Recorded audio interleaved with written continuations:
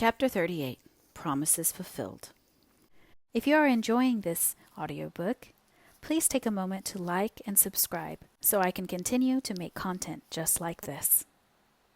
Then proudly, proudly up she rose, though the tear was in her eye.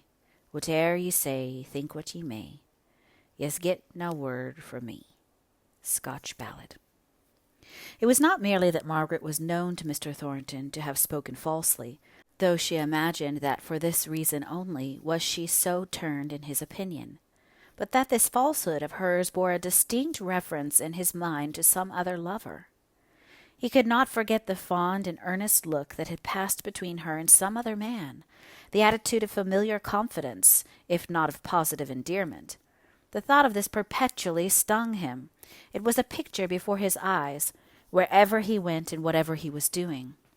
In addition to this, and he ground his teeth as he remembered it, was the hour, dusky twilight, the place so far away from home and comparatively unfrequented. His nobler self had said at first that all this last might be accidental, innocent, justifiable, but once allow her right to love and be beloved, and had he any reason to deny her right? Had not her words been severely explicit when she cast his love away from her? She might easily have been beguiled into a longer walk, onto a later hour than she had anticipated. But that falsehood, which showed a fatal consciousness of something wrong and to be concealed, which was unlike her. He did her that justice, though all the time it would have been a relief to believe her utterly unworthy of his esteem. It was this that made the misery, that he passionately loved her, and thought her, even with all her faults, more lovely and more excellent than any other woman. Yet he deemed her so attached to some other man, so led away by her affection for him as to violate her truthful nature. The very falsehood that stained her was a proof how blindly she loved another, this dark, slight, elegant, handsome man, while he himself was rough and stern and strongly made. He lashed himself into an agony of fierce jealousy. He thought of that look, that attitude, how he would have laid his life at her feet for such tender glances, such fond attention. He mocked at himself for having valued the mechanical way in which she had protected him from the fury of the mob. Now he had seen how soft and bewitching she looked when with a man she really loved. He remembered, point by point, the sharpness of her words. There was not a man in all that crowd for whom she would not have done as much, far more readily than for him. He shared with the mob in her desire of averting bloodshed from them. But this man, this hidden lover, shared with nobody. He had looks, words, hand-cleavings, lies, concealment, all to himself. Mr. Thornton was conscious that he had never been so irritable as he was now in all his life long. He felt inclined to give a short, abrupt answer, more like a bark than a speech, to every one that asked him a question, and this consciousness hurt his pride. He had always piqued himself on his self-control, and control himself he would. So the manner was subdued to a quiet deliberation, but the matter was even harder and sterner than common. He was more than usually silent at home, employing his evenings in a continual pace backwards and forwards, which would have annoyed his mother exceedingly if it had been practised by anyone else, and did not tend to promote any forbearance on her part even to this beloved son. "Can you stop? Can you sit down for a moment? I have something to say to you, if you would give up that everlasting walk, walk, walk." He sat down instantly on a chair against the wall. "I want to speak to you about Betsy. She says she must leave us, that her lover's death has so affected her spirits she can't give her heart to her work." "Very well. I suppose other cooks are to be met with." "That's so like a man. It's not merely the cooking. It is that she knows all the ways of the house. Besides, she tells me something about your friend Miss Hale." "Miss Hale is no friend of mine. Mr. Hale is my friend." "I am glad to hear you say so, for if she had been your friend, what Betsy says would have annoyed you." "Let me hear it," said he, with the extreme quietness of manner he had been assuming for the last few days. "Betsy says that the night on which her lover, I forget his name, for she calls him Leonards, the night on which Leonards was last seen at the station, when he was last seen on duty, in fact, Miss Hale was there, walking about with a man who, Bessie believes, killed Leonards by some blow or push." "Leonards was not killed by any blow or push." "How do you know?" "Because I distinctly put the question to the surgeon of the infirmary. He told me there was an internal disease of long standing, caused by Leonard's habit of drinking to excess. That the fact of his becoming rapidly worse while in a state of intoxication settled the question as to whether the last fatal attack was caused by excess of drinking or the fall." "The fall? What fall?" "Caused by the blow or push of which Betsy speaks." "Then there was a blow or push?" "I believe so." "And who did it?" "As there was no inquest, in consequence of the doctor's opinion, I cannot tell you." "But Miss Hale was there?" No answer. "And with the young man?" Still no answer. At last he said, "I tell you, mother, that there was no inquest, no inquiry. No judicial inquiry, I mean." "Betsy says that Woolmer, some man she knows, who is in a grocer's shop out at Crampton, can swear that Miss Hale was at the station at that hour walking backwards and forwards with a young man." "I don't see what we have to do with that. Miss Hale is at liberty to please herself." "I'm glad to hear you say so," says Mrs. Thornton eagerly. "It certainly signifies very little to us. Not at all to you, after what has passed. But I made a promise to Mrs. Hale that I would not allow her daughter to go wrong without advising and remonstrating with her. I shall certainly let her know my opinion of such conduct." "I do not see any harm in what she did that evening," said Mr. Thornton, getting up and coming near to his mother. He stood by the chimney-piece with his face turned away from the room. "You would not have approved of Fanny's being seen out, after dark, in rather a lonely place, walking about with a young man. I say nothing of the taste which could choose the time when her mother lay unburied for such a promenade. Should you have liked your sister to have been noticed by a grocer's assistant for doing so?" "In the first place, as it is not many years since I myself was a draper's assistant, the mere circumstance of a grocer's assistant noticing any act does not alter the character of the act to me. And in the next place, I see a great deal of difference between Miss Hale and Fanny. I can imagine that one may have weighty matters, which may and ought to make her overlook any seeming impropriety in her conduct. I never knew Fanny have weighty reasons for anything. Other people must guard her. I believe Miss Hale is a guardian to herself." "A pretty character of your sister, indeed. Really, John, one would have thought Miss Hale had done enough to make you clear-sighted. She drew you on to an offer by a bold display of pretended regard for you, to play you off against this very young man, I've no doubt. Her whole conduct is clear to me now. You believe he is her lover, I suppose you agree to that?" He turned round to his mother. His face was very grey and grim. "Yes, mother, I do believe he is her lover." When he had spoken, he turned round again. He writhed himself about like one in bodily pain. He leant his face against his hand. Then, before she could speak, he turned sharp again. "Mother, he is her lover, whoever he is, but she may need help and womanly counsel. There may be difficulties or temptations which I don't know. I fear there are. I don't want to know what they are, but as you have ever been a good, and a tender mother to me, go to her and gain her confidence and tell her what is best to be done. I know that something is wrong, some dread, which must be a terrible torture to her."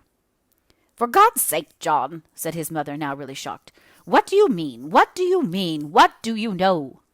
He did not reply to her. "John, I don't know what I shan't think unless you speak. You have no right to say what you have done against her." "Not against her, mother. I could not speak against her." "Well, you have no right to say what you have done unless you say more. These half-expressions are what ruin a woman's character." "Her character? Mother, you do not dare." He faced about and looked into her face with his flaming eyes.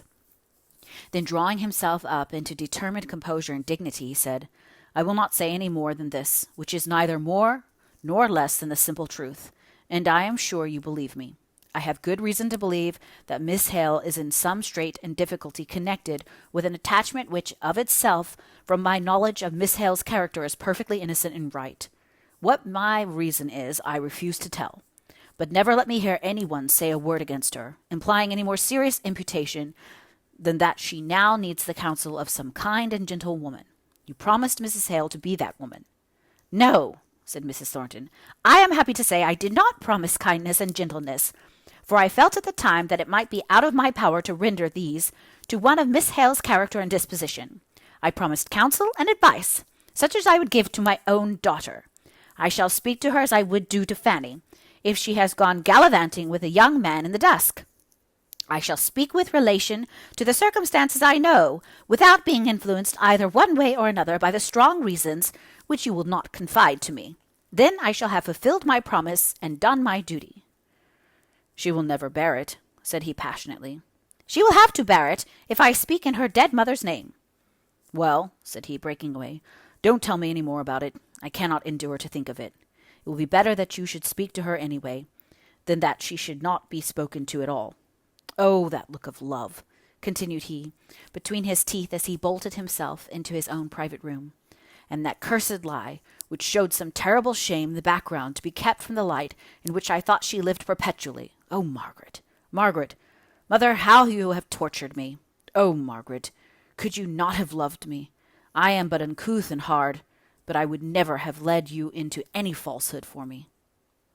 The more Mrs. Thornton thought over what her son had said, in pleading for a merciful judgment for Margaret's indiscretion, the more bitterly she felt inclined towards her. She took a savage pleasure in the idea of speaking her mind to her in the guise of a fulfillment of a duty.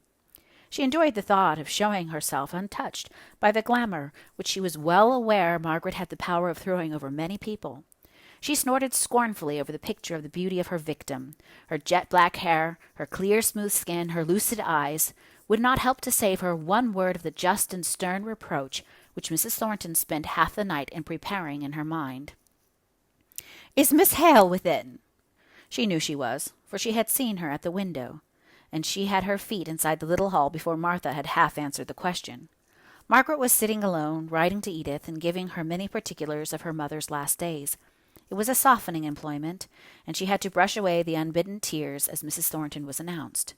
She was so gentle and ladylike in her mode of reception that her visitor was somewhat daunted, and it became impossible to utter the speech so easy of arrangement with no one to address it to. Margaret's low, rich voice was softer than usual, her manner more gracious, because in her heart she was feeling very grateful to Mrs. Thornton for the courteous attention of her call. She exerted herself to find subjects of interest for conversation, praised Martha, the servant whom Mrs. Thornton had found for them, had asked Edith for a little Greek air, about which she had spoken to Miss Thornton. Mrs. Thornton was fairly discomfited. Her sharp Damascus blade seemed out of place and useless among rose leaves. She was silent because she was trying to task herself up to her duty. At last she stung herself into its performance by a suspicion which, in spite of all probability, she allowed to cross her mind, that all this sweetness was put on with a view of propitiating Mr. Thornton, that somehow the other attachment had fallen through, and that it suited Miss Hale's purpose to recall her rejected lover. Poor Margaret! There was perhaps so much truth in the suspicion as this, that Mrs. Thornton was the mother of one whose regard she valued and feared to have lost, and this thought unconsciously added to her natural desire of pleasing one who was showing her kindness by her visit. Mrs. Thornton stood up to go, but yet she seemed to have something more to say. She cleared her throat and began. "Miss Hale, I have a duty to perform. I promised your poor mother that, as far as my poor judgment went, I would not allow you to act in any way wrongly," or she softened her speech down a little here, "inadvertently, without remonstrating, at least without offering advice, whether you took it or not." Margaret stood before her, blushing like any culprit, with her eyes dilating as she gazed at Mrs. Thornton. She thought she had come to speak to her about the falsehood she had told, that Mr. Thornton had employed her to explain the danger she had exposed herself to of being confuted in full court. And although her heart sank to think he had not rather chosen to come himself and upbraid her, and receive her penitence, and restore her again to his good opinion, yet she was too much humbled not to bear any blame on this subject patiently and meekly. Mrs. Thornton went on. "At first, when I heard from one of my servants that you had been seen walking about with a gentleman, so far from home as the Outwood station, at such a time of the evening, I could hardly believe it. But my son, I am sorry to say, confirmed her story. It was indiscreet, to say the least. Many a young woman has lost her character before now." Margaret's eyes flashed fire. This was a new idea. This was too insulting. If Mrs. Thornton had spoken to her about the lie she had told, well and good. She would have owned it and humiliated herself, but to interfere with her conduct, to speak of her character, she, Mrs. Thornton, a mere stranger, it was too impertinent. She would not answer her, not one word. Mrs. Thornton saw the battle spirit in Margaret's eyes, and it called up her combativeness also. "For your mother's sake, I have thought it right to warn you against such improprieties. They must degrade you in the long run in the estimation of the world, even if, in fact, they do not lead you to positive harm." "For my mother's sake," said Margaret in a tearful voice, "I will bear much, but I cannot bear everything. She never meant me to be exposed to insult, I am sure." "Insult, Miss Hale?" "Yes, madam," said Margaret more steadily, "it is insult. What do you know of me that should lead you to suspect— Oh," said she, breaking down and covering her face with her hands, "I know now Mr. Thornton has told you." "No, Miss Hale," said Mrs. Thornton, her truthfulness causing her to arrest the confession Margaret was on the point of making, though her curiosity was itching to hear it. "Stop! Mr. Thornton has told me nothing. You do not know my son. You are not worthy to know him. He said this. Listen, young lady, that you may understand, if you can, what sort of a man you rejected. This Milton manufacturer, his great tender heart scorned as it was scorned, said to me only last night, 'Go to her. I have good reason to know that she is in some strait arising out of some attachment, and she needs womanly counsel.' I believe those were his very words. Farther than that, beyond admitting the fact of your being at the Outwood station with a gentleman on the evening of the 26th, he has said nothing, not one word against you. If he has knowledge of anything which should make you sob so, he keeps it to himself." Margaret's face was still hidden in her hands, the fingers of which were wet with tears. Mrs. Thornton was a little mollified. "Come, Miss Hale. There may be circumstances, I'll allow, that, if explained, may take off from the seeming impropriety." Still no answer. Margaret was considering what to say. She wished to stand well with Mrs. Thornton, and yet she could not, might not give any explanation. Mrs. Thornton grew impatient. "I shall be sorry to break off an acquaintance, but for Fanny's sake, as I told my son, if Fanny had done so, we should consider it a great disgrace, and Fanny might be led away." "I can give you no explanation," said Margaret in a low voice. "I have done wrong, but not in the way you think or know about. I think Mr. Thornton judges me more mercifully than you." She had a hard work to keep herself from choking with tears. "But I believe, madame, you mean to do rightly." "Thank you," said Mrs. Thornton, drawing herself up. "I was not aware that my meaning was doubted. It is the last time I shall interfere. I was unwilling to consent to do it when your mother asked me. I had not approved of my son's attachment to you, while I only suspected it. You did not appear to me worthy of him. But when you compromised yourself as you did at the time of the riot and exposed yourself to the comments of servants and workpeople, I felt it was no longer right to set myself against my son's wishes of proposing to you, a wish, by the way, which he had always denied entertaining until the day of the riot." Margaret winced and drew in her breath with a long hissing sound, of which, however, Mrs. Thornton took no notice. "He came, you had apparently changed your mind." "I told my son yesterday that I thought it possible, short as was the interval, you might have heard or learnt something of this other lover." "What must you think of me, madame?" said Margaret, throwing her head back with proud disdain till her throat curved outward like a swan's. "You can say nothing more, Mrs. Thornton. I decline every attempt to justify myself for anything. You must allow me to leave the room." And she swept out of it with the noiseless grace of an offended princess. Mrs. Thornton had quite enough of natural humor to make her feel the ludicrousness of the position in which she was left. There was nothing for it but to show herself out. She was not particularly annoyed at Margaret's way of behaving. She did not care enough for her for that. She had taken Mrs. Thornton's remonstrance to the full as keenly to heart as that lady expected, and Margaret's passion at once mollified her visitor far more than any silence of reserve could have done. It showed the effect of her words. "My young lady," thought Mrs. Thornton to herself, "you've a pretty good temper of your own. If John and you had come together, he would have had to keep a tight hand over you to make you know your place. But I don't think you will go a-walking again with your beau at such an hour of the day in a hurry. You've too much pride and spirit in you for that. I like to see a girl fly out at the notion of being talked about. It shows they're neither giddy nor bold by nature. As for that girl, she might be bold, but she'd never be giddy. I'll do her that justice. Now, as to Fanny, she'd be giddy and not bold. She's no courage in her, poor thing." Mr. Thornton was not spending the morning so satisfactorily as his mother. She, at any rate, was fulfilling her determined purpose. He was trying to understand where he stood, what damage the strike had done him. A good deal of his capital was locked up in new and expensive machinery, and he had also bought cotton largely with a view to some great orders which he had in hand.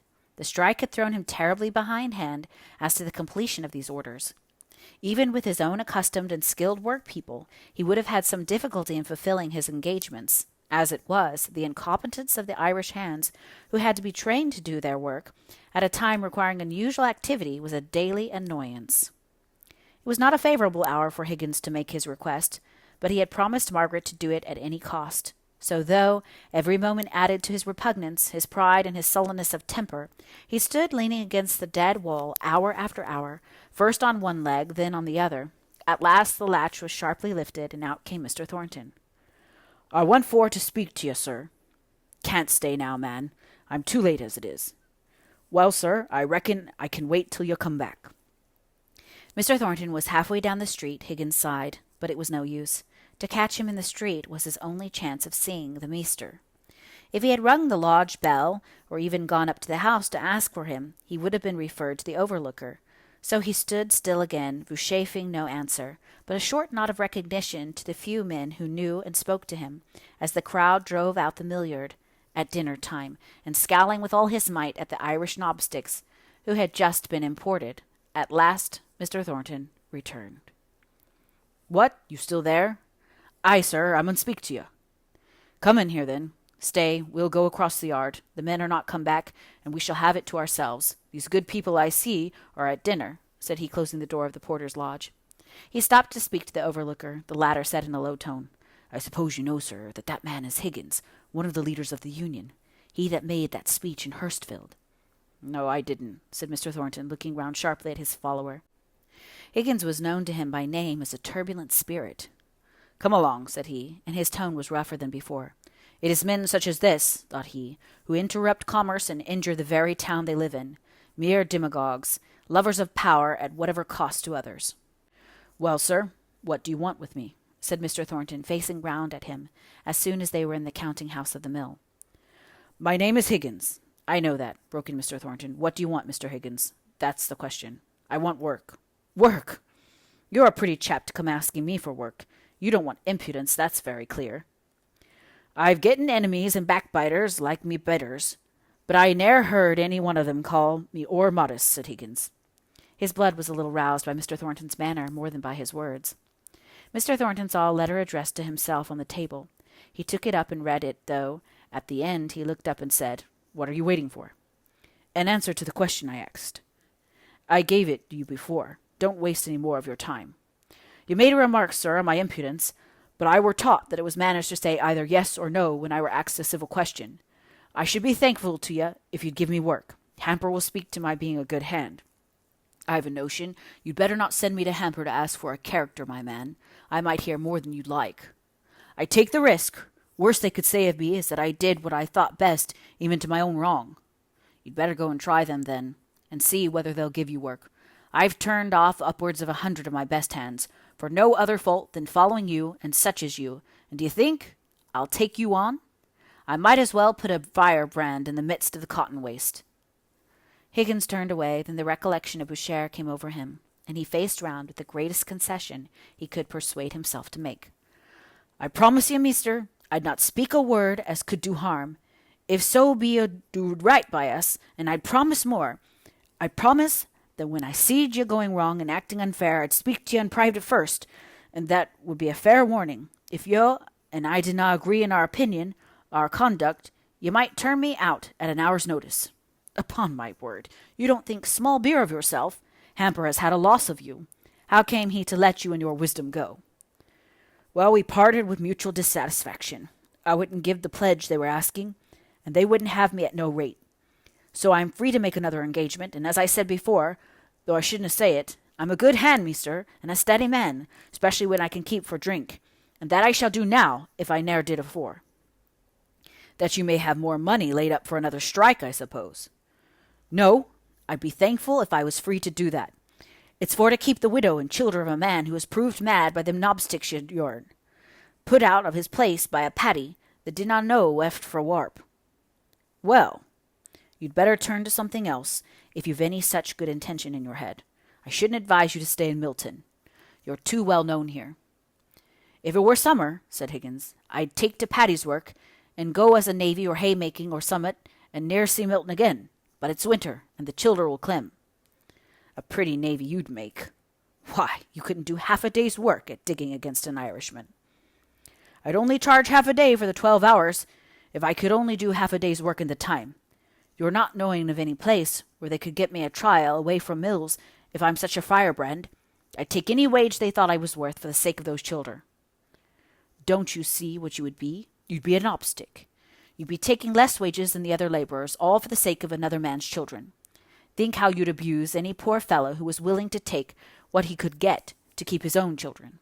You and your union would soon be down upon him. No, no. If it's only for the recollection of the way in which you've used the poor knobsticks before now, I say no, to your question. I'll not give you work, I won't say. I don't believe your pretext for coming and asking for work. I know nothing about it. It may be true, or it may not. It's a very unlikely story at any rate. Let me pass. I'll not give you work. There's your answer. I hear, sir, I wouldn't ha' troubled you, but that I were bid to come by one as seemed to think you gettin some place in your heart. Who were mistook and I were misled, but I'm not the first man as is misled by a woman. Tell her to mind her own business the next time, instead of taking up your time and mine too. I believe women are at the bottom of every plague in this world. Be off with you. I'm obliged to you for your kindness, mister, and most for your civil way of saying good-bye. Mr. Thornton did not deign a reply, but looking out of the window a minute later, he was struck with the lean, bent figure going out of the yard. The heavy walk was in a strange contrast with the resolute, clear determination of the man to speak to him. He crossed to the porter's lodge. How long has that man Higgins been waiting to speak to me? He was outside the gate before 8 o'clock, sir. I think he's been there ever since. And it is now just 1, sir. 5 hours, thought Mr. Thornton. It's a long time for a man to wait, doing nothing but first hoping and then fearing.